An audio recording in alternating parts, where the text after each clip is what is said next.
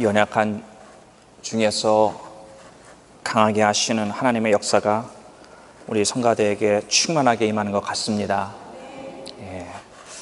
감사합니다. 그래요. 오늘 말씀 보겠습니다. 누가복음 6장 37절로 45절 말씀입니다. 누가복음 6장 37절로 45절의 말씀 제가 봉독하여 드리겠습니다. 비판치 말라. 그리하면 너희가 비판을 받지 않을 것이요. 정죄하지 말라. 그리하면 너희가 정죄를 받지 않을 것이요. 용서하라. 그리하면 너희가 용서를 받을 것이요. 주라. 그리하면 너희에게 줄 것이니 곧 후히 되어 누르고 흔들어 넘치도록 하여 너희에게 안겨 주리라. 너희의 헤아리는 그 헤아림으로 너희도 헤아림을 도로받을 것이니라. 또 비유로 말씀하시되 소경이 소경을 인도할 수 있느냐? 둘이 다 구덩이에 빠지지 아니하겠느냐? 제자가 그 선생보다 높지 못하나 무릇 온전케 된 자는 그 선생과 같으리라. 어찌하여 형제의 눈 속에 있는 티는 보고 내 눈 속에 있는 들보는 깨닫지 못하느냐? 너는 내 눈 속에 있는 들보를 보지 못하면서 어찌하여 형제에게 말하기를 형제여 나로 내 눈에 있는 티를 빼게 하라 할 수 있느냐? 외식하는 자여 먼저 내 눈 속에 들보를 빼어라. 그 후에야 내가 밝히 보고 형제의 눈 속에 있는 티를 빼리라. 못된 열매 맺는 좋은 나무가 없고 또 좋은 열매 맺는 못된 나무가 없느니라. 나무는 각각 그 열매로 아나니 가시나무에서 무화과를 또는 찔레에서 포도를 따지 못하느니라. 선한 사람은 마음에 쌓은 선에서 선을 내고 악한 자는 그 쌓은 악에서 악을 내나니 이는 마음에 가득한 것을 입으로 말함이니라. 아멘. 지난 주일날은 어떻게 하면 우리가 사랑할 수 있을까? 그 사랑에 대해서 말씀을 나눴고요. 그래서 우리가 계속해서 조금씩 포기하고 비워질 때 궁극적으로 원수까지도 사랑하라고 하신 주님의 말씀이 어떻게 하면 우리의 삶 가운데 이루어질 수 있을 것인가에 대한 말씀을 나누었습니다. 오늘은 그 말씀을 받아서 계속해서 주님이 하시는 말씀, 오늘 본문 37절에 하시는 말씀이 비판치 말라라고 말씀하고 있습니다. 그래서 오늘은 제목도 비판하지 말라라는 그러한 제목으로 여러분과 하나님의 말씀을 나눌 때에 은혜 많이 받는 이 시간이 되기를 바랍니다. 저희가 이 비판이라고 하는 단어를 보면서 생각해야 되는 단어가 한 가지 있습니다. 그것은 판단입니다. 판단과 비판에 비슷하면서도 다른 단어입니다. 판단이 뭐지요? 옳고 그른 것을 구별하는 것이 판단이잖아요. 그렇죠? 이게 맞았다, 저게 틀렸다. 그것을 구별하기 위해서 우리는 판단합니다. 그것이 판단이라고 하는 단어고, 그러면 비판이라고 하는 것은 무슨 의미냐면 비판은 사랑 없이 판단하는 것을 비판이라고 이야기합니다. 주님은 비판하지 말라고 하는 그 마음은 뭐냐면은 바로 이 비판하지 말라는 것도 주님께서 이 본문 전까지 말씀하신 그 사랑의 줄기에서 나오는 말씀입니다. 이걸 다시 얘기하면 궁극적으로 오늘도 이 본문 말씀에 가장 밑바탕에 깔린 것이 사랑에서 나오는 것이라는 말씀입니다. 자, 비판하지 말라. 주님은 분명히 성경에서 우리에게 말씀하고 계십니다. 그럼에도 불구하고 문제는 뭐냐? 비판하지 말아야 되는 줄 알면서도 비판하는 우리의 자신의 그 문제가 있다는 것입니다. 그렇다면 비판하지 말아야 되지만 비판을 하고 있는 내 자신을 보면서 그러면 내가 왜 과연 비판을 하고 있는 것인가? 그 이유를 발견할 수 있어야 합니다. 성경은 세 가지의 이유를 저희들에게 가르쳐주고 있습니다. 저희들이 다른 사람을 비판하는 이유는, 첫 번째 이유는 사랑하지 않기 때문에 비판한다라는 것입니다. 사랑으로 하면 판단이지만 사랑으로 판단하면 비판이 아니라는 것입니다. 자, 사람을 우리가 갖고선 판단을 하면 그 판단받는 대상인 사람에게는 생명이 있다는 것입니다. 사랑을 가지고선 판단하면 그 사람에겐 생명이 되는 겁니다. 왜? 그 사람을 사랑으로 품고 이야기하기 때문인 것입니다. 여러분, 비판은 사랑을 품고 하는 것을 이야기하는 것이 아닙니다. 그렇죠? 사랑 없이 판단하면 이런 거예요. 아무리 옳은 말을 해요, 아무리 정확한 말이고 사실을 말하지만, 그러나 사랑이 없는 판단 속에서 하는 나의 말은 그 사람에겐 상처가 된다는 것입니다. 왜 상처가 됩니까? 내 가슴으로 그 사람을 끌어안고 품지 않고 말했기 때문이라는 것입니다. 그래, 우리가 정말 그 누구를 위한다고 한다면 우리가 말하기 전에, 내가 이 사람을 정말 주님의 사랑으로 내 가슴 속에 품었는가, 그리고 내가 정말 그 사람의 아픔까지도 내가 품고 내가 이야기를 하고 있는 것인가, 그런 우리 자신을 발견해야 한다는 것입니다. 두 번째, 비판하는 이유는 내가 의롭다고 생각하기 때문에 비판한다는 것입니다. 내가 어떤 우월하다고 하는 우월감을 가지고 있다는 거예요. 그래서 어떤 높은 위치에 내가 있고 낮은 곳에 있는 저 사람을 향하여서 나의 우월감 속에서 말을 하기 때문에 비판한다는 것입니다. 나는 저 사람보다 낫다 라고 가지고 있는 이 생각, 이것은 잘못된 생각이라는 것입니다. 오히려 우리는 다른 사람을 나보다 낮게 여기는 그러한 마음을 가지고 있어야 된다고 성경은 이야기를 하고 있습니다. 여러분, 우리도 모르는 사이에 이러한 우월감이 우리들의 마음속에서 많이 자리를 잡고 있습니다.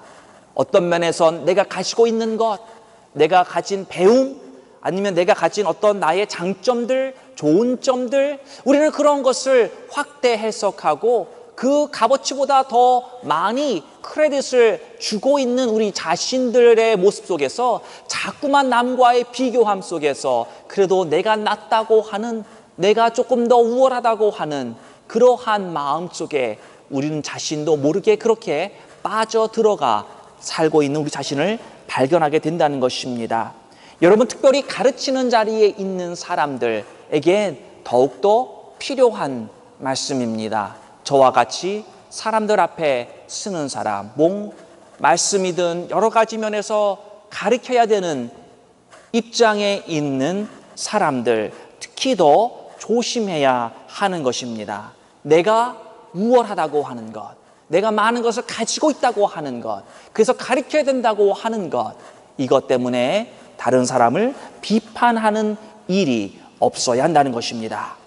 또한 세 번째로는, 비판하는 이유는 겉만 보기 때문에 비판한다는 것입니다. 더 중요한 것이 본질이잖아요. 본질. 내 안에 있는 이 내적인 이 모습이 사실 더 중요한데 그 본질을 보지 못하고 이 겉으로의 모습만 보고선 우리는 쉽게 판단하고 비판한다는 것입니다. 여러분, 혹시 두리안이라고 하는 과일 드셔보셨습니까? 들어본 적 맛보신 분 있으면 손 한번 들어보세요. 별로 없으세요? 몇 분 계시고, 예. 뭐 이게 드셨는지 안 드셨는지가 그렇게 중요한 사실은 아닌데, 왜냐하면은 제가 이제 말씀드릴 거예요. 왜 이 두리안이라고 하는 과일을 보면은 이 진짜 못생긴 과일입니다. 생긴 것도 그냥 시꺼멓고, 그리고 이 과일이 한 이만한데 참외보다 좀 더 크죠. 근데 이 뾰족뾰족하게 이 가시 같은 것들이 막 나와 있어요. 먹어보신 분들 중에서는 아마 이렇게 다 이미 까져 있고 안에 있는 것만 드셔보신 분들이 많을 거예요. 곧 그대로 다 공수해 오기 쉽지 않으니까. 그런데 원래 과일을 딱 따서 보면은 사과는 진짜 먹음직스러워 보이잖아요. 그렇죠? 그러나 이 두리안의 겉모습을 보면 절대 먹음직스러운 마음이 안 일어납니다. 왜냐하면은 시꺼먼 색깔에 그리고 막 이 가시처럼 이게 막 나와 있어가지고 이것을 쪼개서 먹는 게 굉장히 힘듭니다. 보통 사람 이거 까서 먹는 게 굉장히 힘들어요. 그러한 겉모습의 과일을 보고선 저거는 뭐 별로 맛이 없겠구나 뭐 이렇게 생각할 수 있는데 실제적으로 그것을 다 까내고 안에 있는 두리안 열매를 먹으면 굉장히 맛이 있다는 것입니다. 처음 먹어보신 분들은 냄새가 좀 안 좋다고 이제 그러시는데 좀 먹어보면은 왜 사람들이 두리안이라고 하는 과일을 과일의 왕이라고 호칭하는지 그 사실을 깨닫게 된다는 것입니다. 두리안과 같이 우리는 겉모습을 보고선 저거는 맛이 없게 생겼어. 저거는 먹기가 굉장히 불편해.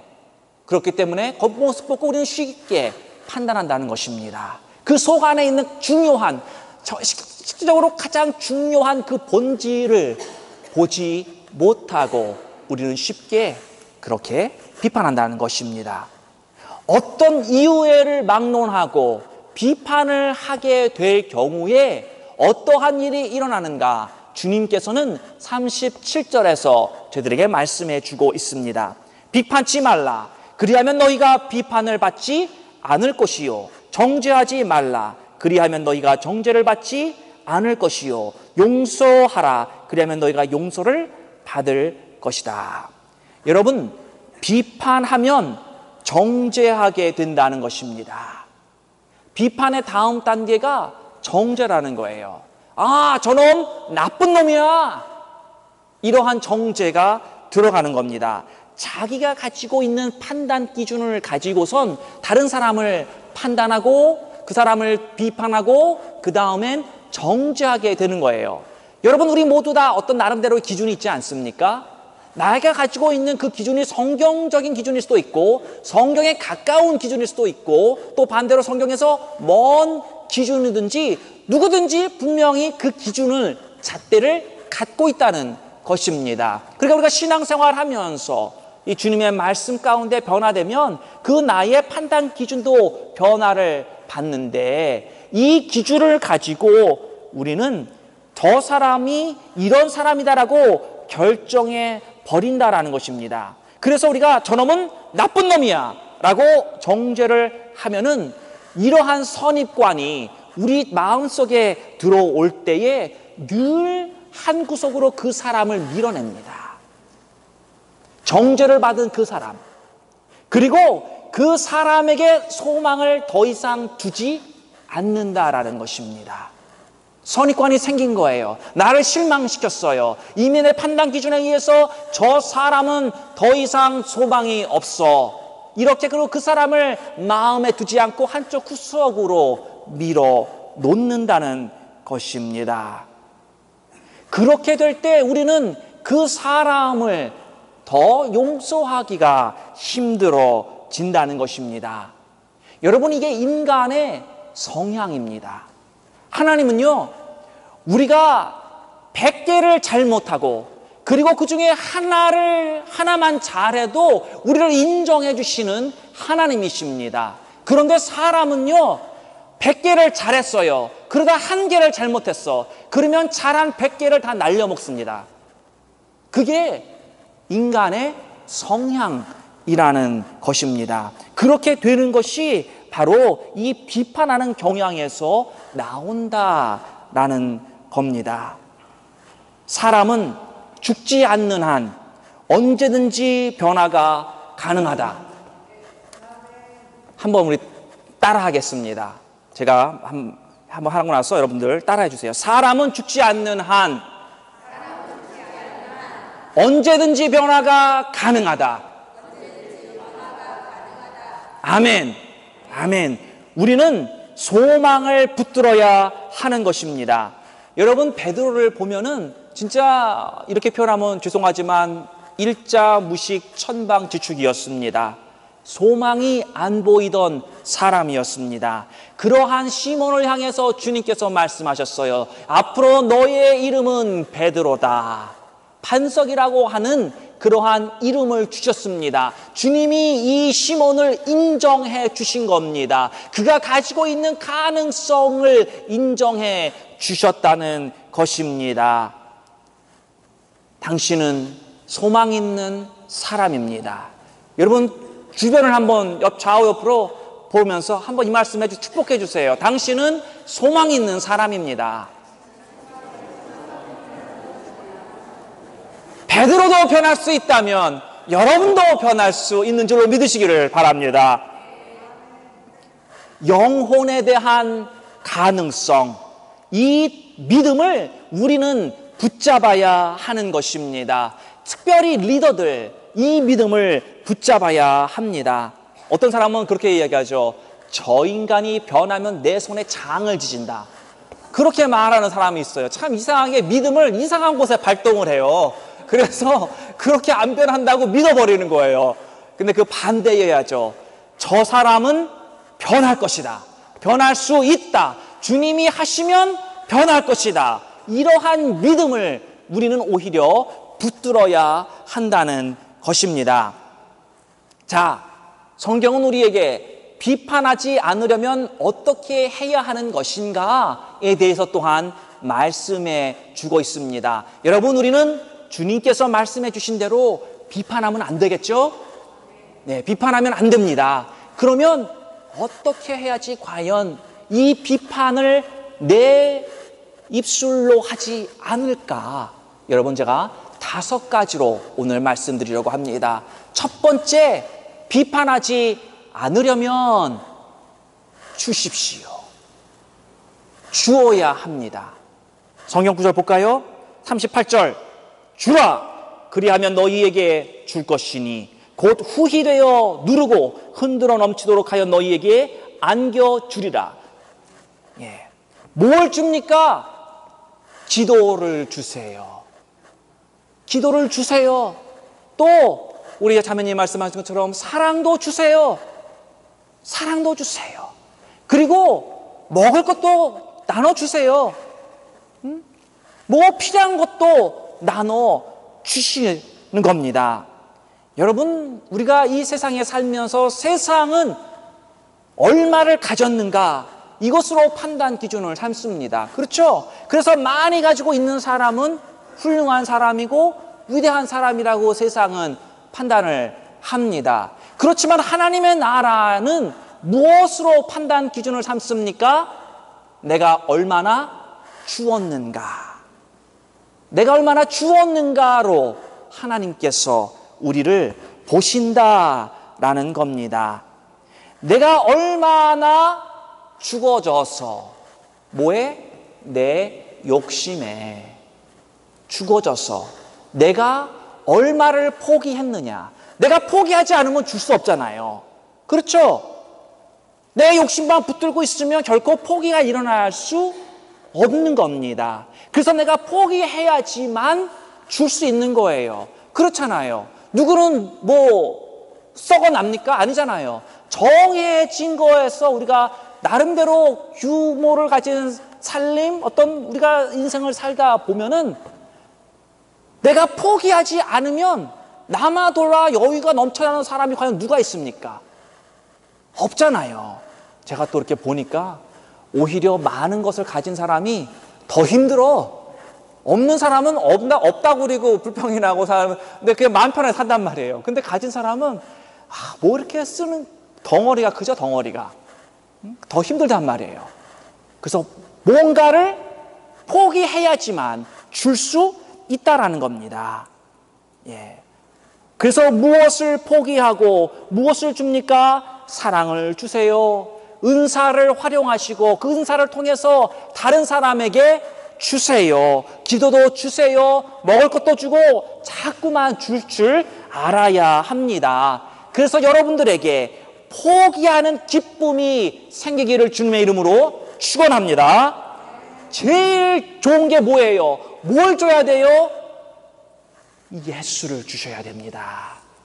여러분의 삶 가운데서 여러분이 만난 예수님을, 그 예수님을 주시는 겁니다. 그게 가장 복된 겁니다. 여러분의 인생 가운데 여러분이 만난 그 주님을 소개해 주시고 그 예수님을 전해 주시기를 바랍니다. 우리 옆 사람 보면서 한번 축복해 볼까요? 예수 좀 주세요. 예, 다시 한번 예수 좀 주세요.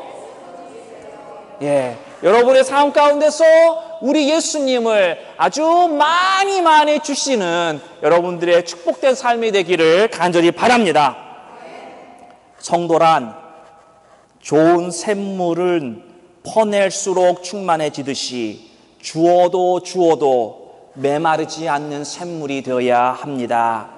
하나님이 누르고 흔들어 넘치도록 채워주신다고 하는 그러한 축복이 여러분이 다른 사람들에게 계속 포기하고 그들에게 줄 때 여러분에게 임하는 그 축복이 있기를 간절히 축원합니다. 두 번째로, 비판하지 않으려면 본질을 볼 수 있는 안목을 키워라. 39절에 이렇게 이야기를 합니다. 또 비유로 말씀하시되 소경이 소경을 인도할 수 있느냐? 둘이 다 구덩이에 빠지지 아니하겠느냐? 소경은 소경을 인도할 수 없다라는 겁니다. 왜? 보지 못하기 때문입니다. 어떤 사람이 나를 미워했다. 그러면 에이 나쁜 놈, 이렇게 판단, 비판, 정죄 3종 세트로 쫙 반응해 말하는 것이 아니라 왜 저 사람이 나를 미워하는가? 왜 저 사람은 그러한 미워하는 성향으로 나에게 반응하고 대할 수밖에 없는가? 그러면 그 뿌리가 과연 무엇인가? 그렇게 볼 수 있는 안목이 열려야 합니다. 여러분, 목회를 하다 보면 무엇이 가장 힘든지 아십니까? 교회에 재정이 없어서? 아니면 속 썩이는 사람이 많아서? 뭘 것 같습니까? 목회자를 가장 힘들게 하는 것이 있다른다면 이걸 거예요. 변하지 않는 성도. 성장하지 않고 변하지 않는 성도가 목회자를 가장 힘들게 합니다. 왜? 소망을 잃어버리게 되니까. 그러나 그것 때문에 상처받지 말고 그 영혼의 본질을 볼 수 있는 안목을 가져야 됩니다. 아, 저 사람이 저래서 저렇게 반응했구나. 아, 저 사람이 저래서 저렇게 고통스러웠구나. 아, 저 사람이 저래서 저렇게 분노했던 것이구나.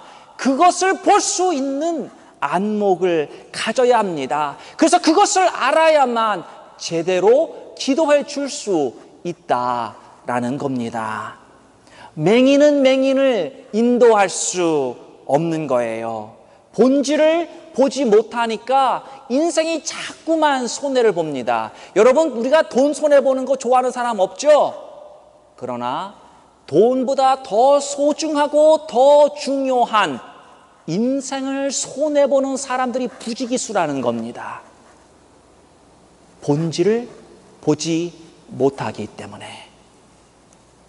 그래서 우리는 본질을 보는 안목을 가져야만 비판하지 않는다. 세 번째로는 우리는 성장해야 한다. 40절 말씀을 보면은 제자가 그 선생보다 높지 못하나 무릇 온전케 된 자는 그 선생과 같으니라. 온전케 돼야 된다. 누가요?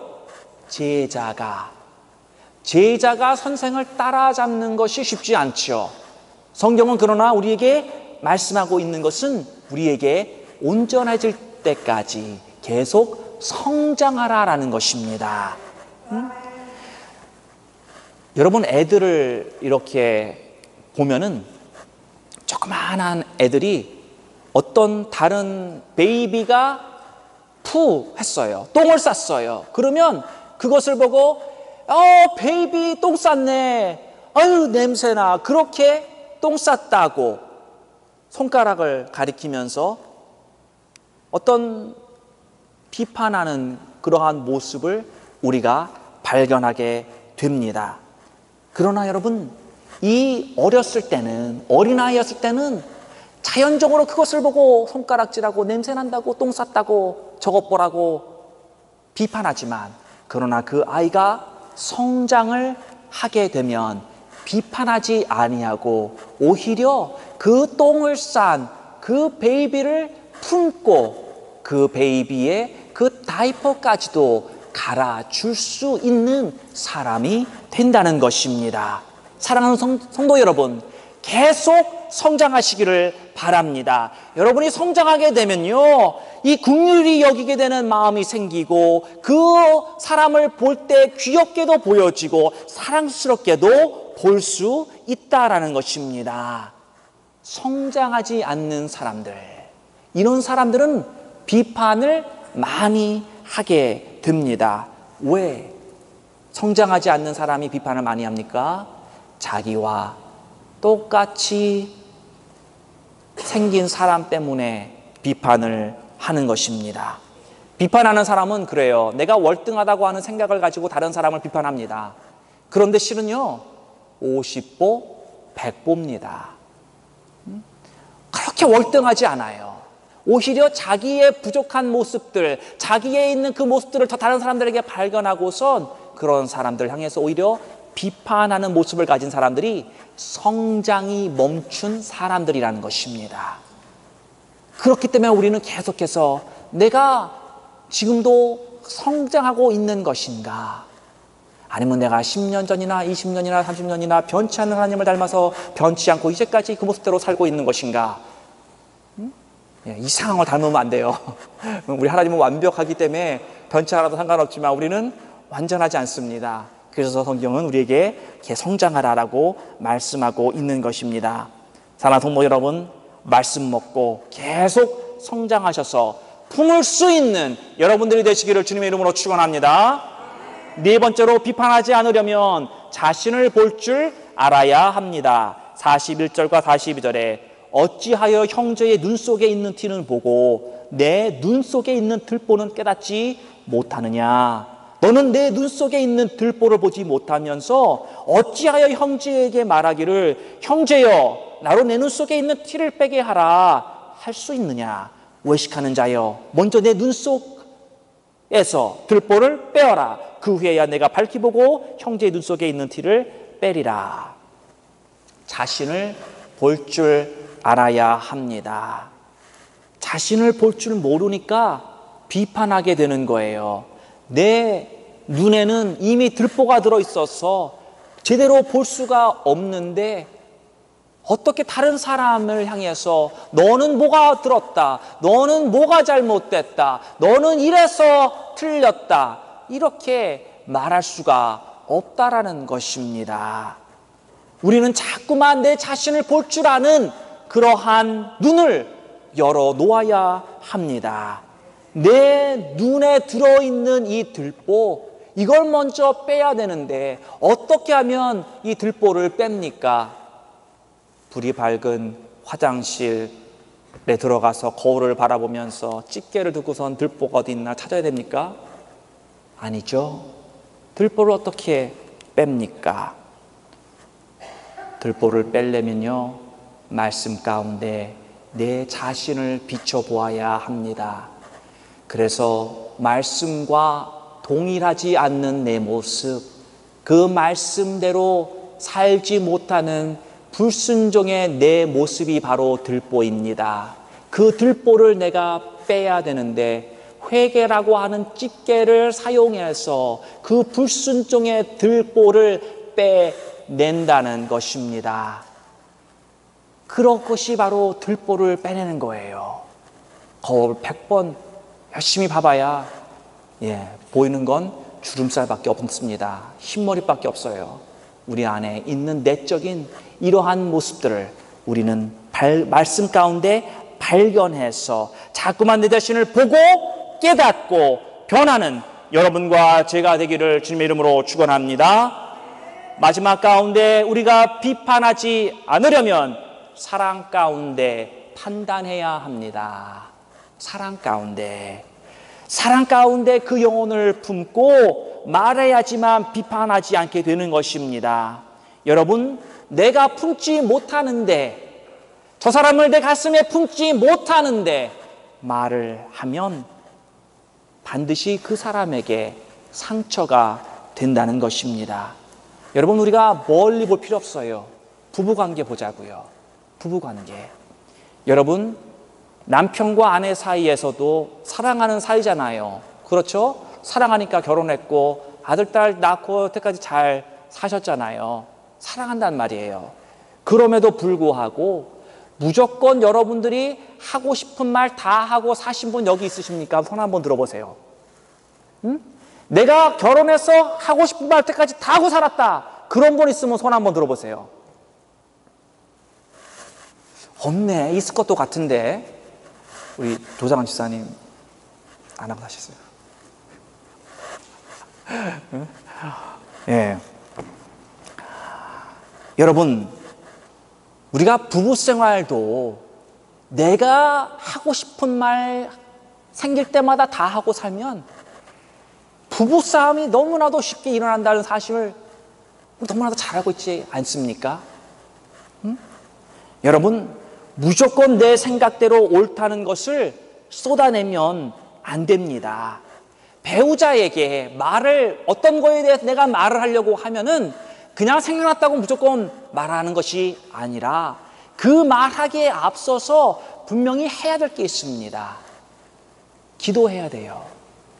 그 사람을 놓고, 그 문제를 놓고, 내가 해야 되는 그 말을 놓고 하나님이 개입해 주십시오. 하나님께서 내가 말할 때 저 사람 상처받지 않게 해 주십시오. 하나님이 내가 말할 때 오해하지 아니하고 똑바로 내 진정된 마음이 전해질 수 있게 해달라고 하나님 앞에 기도하고 하나님께서 보여주시는 그 온전한 그 시간대에 말을 해야 하는 것입니다.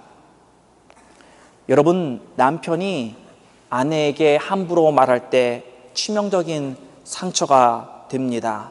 함부로 기분대로 말하면 안 됩니다. 제가 이 말을 하면서 제가 우리 모든 남편을 대표해서 회개하는 마음으로 말하는 거예요. 네, 우리 아내도 제가 말을 잘 못해서 상처받은 적이 제 기억에는 아마 한 번인가 밖에 없는 걸로 기억을 하는데, 네, 그 뭐 본인한테 물어봐야 되겠죠. 그렇다고 끝나고 나가서 물어보지는 마시고요.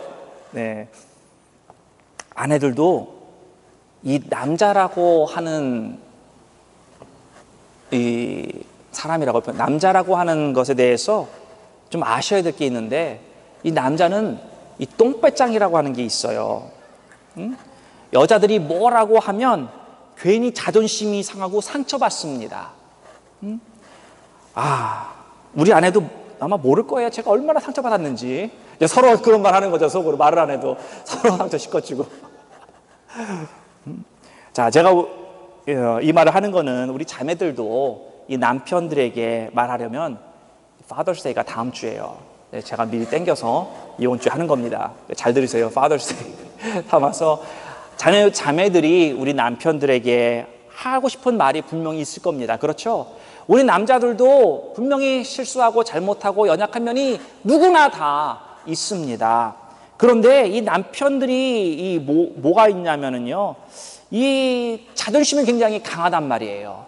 바깥에 나가서 깨지고 다녀도 집에 들어와서는 괜히 쿨한 척하고 아무 일 없었던 척하고 그냥 그거 드러내고 싶지 않은 남자의 자존심이, 남자는 그것밖에 없어요. 돈이 없고 뭐가 없어도 가진 건 딱 이 자존심. 누구든지 가지고 있는데 그 자존심을 우리 아내들이 상처로 주면 안 된다는 것입니다. 그래서 여러분, 아내가 남편 볼 때처럼 우리 단순한 남편들은 한꺼번에 여러 가지 생각을 잘 못합니다. 그렇죠? 요번에 누군가도 그런 말을 했어요. 저희가 LA 가서 남편들은 단순하다. 제가 저를 봐도 단순해요. 생각이 단순해. 여자들하고 틀려요. 그렇기 때문에 그러나 또 가지고 있는 이 자존심 좋게 말해줘야 됩니다. 직방으로 얘기하면 자존심이 걸려요. 그래서 괜히 똥꼬지 피웁니다. 틀린 줄 알면서도 우겨. 왜? 여자가 자존심을 건드렸기 때문에.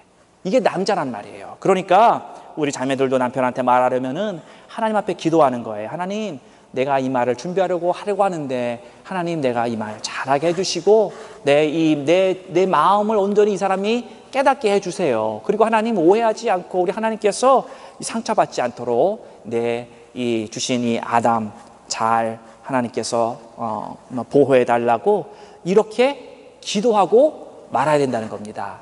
이 남자들은요, 창조 이 질서를 보면은 구모델이에요. 구모델. 여러분, 이 바깥에서 우리가 차를 제가 지금 교회에서 타고 다니는 우리 미니밴은 10년이 됐나? 10년이 넘었나? 11년 됐구나. 구모델이에요. 그런데 제가 요번에 우리 LA에 가서 새 차 300마일밖에 안 나온 차를 탈 수 있는 기회가 있었습니다. 딱 타니까 구모델하고 신모델하고 차이가 굉장히 많이 나는 거예요. 그래서 신모델이 그런 거예요. 여러분, 남자는 구모델이란 말이에요. 이미 오래전에 만들어졌어. 옵션도 별로 없어요. 그러다 보니까 신모델인 여자들이 좀 이해해주고 좀 양해도 해줘야 되는 겁니다. 이 구모델은 단순하고 상처도 잘 받으니까 신모델은 우리 자매님들이 그래, 내가 섬세한 마음을 가지고 이해하고 그래, 내가 보다듬어 줘야지, 그렇게 마음을 가지고 직방으로 말하지 말란 말이에요. 아시겠죠? 네. 예, 아멘이 마음에 들어서 오늘 말씀을 여기서 마치도록 하겠습니다. 자, 그래요. 사랑하는 성도 여러분, 사랑이 없어서 내가 우월하다고 착각해서 겉모습만 보기 때문에 다른 사람을 비판하는 것이 아니라 오늘도 주님께서 이 본문 가운데 말씀하신 대로 비판하지 말라라고 하는 그 말씀대로 우리는 살기 위해서 무조건 주는, 사랑도 주고 기도도 주고 여러분의 은사도 나누어 주는 여러분이 되시고, 또 본질을 볼 수 있는 안목을 키우는 여러분이 되시기를 바랍니다. 꾸준히 성장하십시오. 정체되지 마시고 뒤로 빠꾸하지 마시고 전진하며 성장해 나가시며 자신을 볼 줄 알도록 내 눈안에 있는 들보를 빼내시고, 그리고 그 다음에 넓어진 시야, 하나님께서 보여주시는 그것들을 보시고 말할 수 있는 여러분이 되기를 원합니다. 사랑하는 마음을 가지시고 판단하십시오. 그래서 하나님의 아름답고 화목하고 기뻐하시는 이 제일 공동체로 만들어 가신 하나님의 역사가 우리의 삶 가운데 충만하기를 축원합니다. 하나님 아버지, 저희들 비판하지 말아야 되는 것을 알면서도 비판하는 우리 자신을 보게 됩니다. 하나님, 우리의 비판을